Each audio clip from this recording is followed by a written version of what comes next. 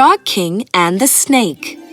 Once upon a time, when every species had a king or a queen, there was a grasshopper who minded his business, and that's why we shall let it be. But then, whom do we talk about? We are already in the kingdom of the animals. Ooh, let's talk about that chameleon. Oh, where did it go? Forget it. Let's talk about that zebra. Don't you dare talk about my personal life. Sorry. Aha! Let's talk about the hare. Man, it was I who was supposed to win the race, not the tortoise. Only if I had not fallen asleep during the race. Now look at him enjoying his fame. Oh, you are so handsome. Ooh, you are so handsome. Okay. I think we should find someone on the other side of the jungle. I think we found our story. Let's go. Once upon a time, in a well, which was the kingdom of the frogs, there lived King Frogmas with his wife, Frogleen. King Frogmas's subject and relatives, too, lived in the same well. Oh, my frogazins! The swarm of mosquitoes approach. Ready? Draw your tongues, aim, and strike! Nice! Frogmas was a great king, and under him the well prospered. Well, not prospered, but it adds more depth to the story, doesn't it? Moving on. Frogmas treated everyone equally, both his relatives and his subjects, and would always look out for their safety. An eagle! Hide! Wow, don't I look handsome today? Eagly will fall in love with me. Woohoo!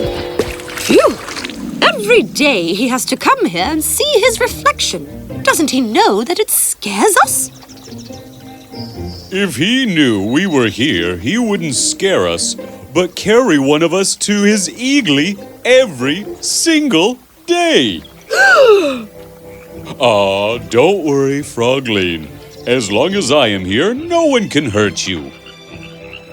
Oh, I know.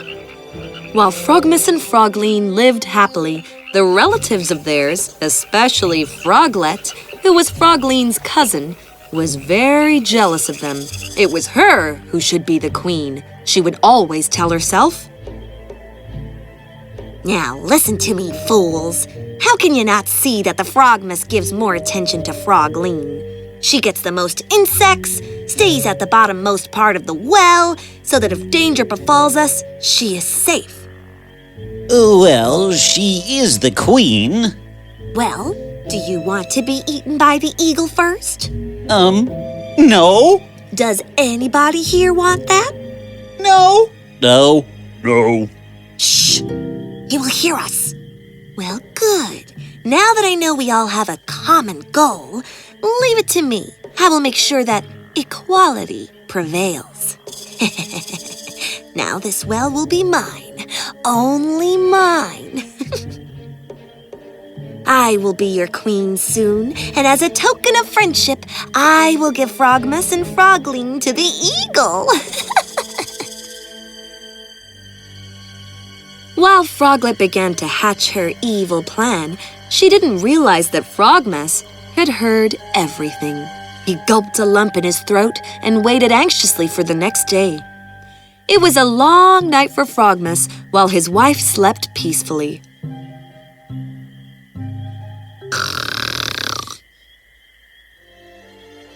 May you always snore like this, my love, even though I hate it. When morning came, Frogmas came out of the well with the help of iron chains hanging on the walls of the well. Then he headed straight towards the hole of a big green snake which he had seen earlier. From a safe distance, King Frogmas called out to the serpent. Oh, Mr. Green Venom, please come out. The serpent was surprised to hear the King Frog coming to his door. He came out of the hole. What business does the Frog King have with a natural enemy? I wish to be your friend. Friend? But we are born enemies. Snakes eat frogs. And then Frogmas spoke to the serpent about his plan and told him that he wanted to teach his relatives a lesson. I want to punish them for revolting against me. I will take you to the well, and you can eat them all. Is it a dry well? There is not much water in it. However, you needn't worry. There is a nice hole in the wall of the well, a little above the water level.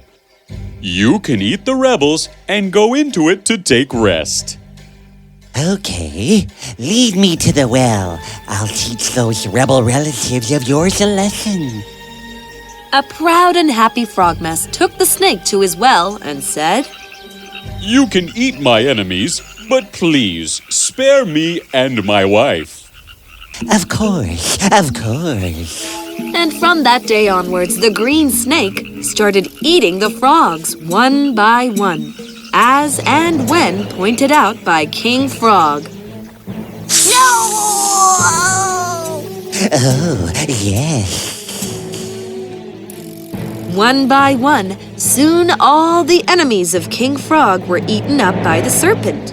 The only ones remaining now was Frogmas, Frogleen, and their 3 children.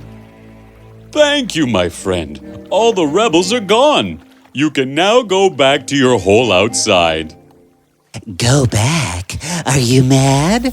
I have attained a new taste, and I love it. Now, I am going to eat you and your family. Frogmas was shocked. He realized his mistake. Gulping the lump in his throat, he somehow managed to gather some courage and said to the snake, Well, you can eat us, but there are only 5 of us. What will you do after that? I didn't think about that. Well, I did, because you are my friend. You see, there are 5 other wells and ponds nearby. And as a king, I can persuade the frogs living there to come to this empty well and live a happy life. Once they are in here, you can feast on them with ease and spare our lives. Oh, I like the sound of that, but do it soon. I'm hungry. Of course. And that's why my wife and my 3 children will come with me, and each of us can go to a well and persuade them so that we can bring them all here in lesser time. Makes sense. Thank you, friend. Oh, you are so welcome. And so, King Frogmas and his wife and their 3 children came out of the well and hopped away, never to return to the same well again. And what happened to the snake, you ask? Well, it waited, and then finally came out, when the eagle spotted him and, grabbing him by its claws, took him away. Eagly will be so happy.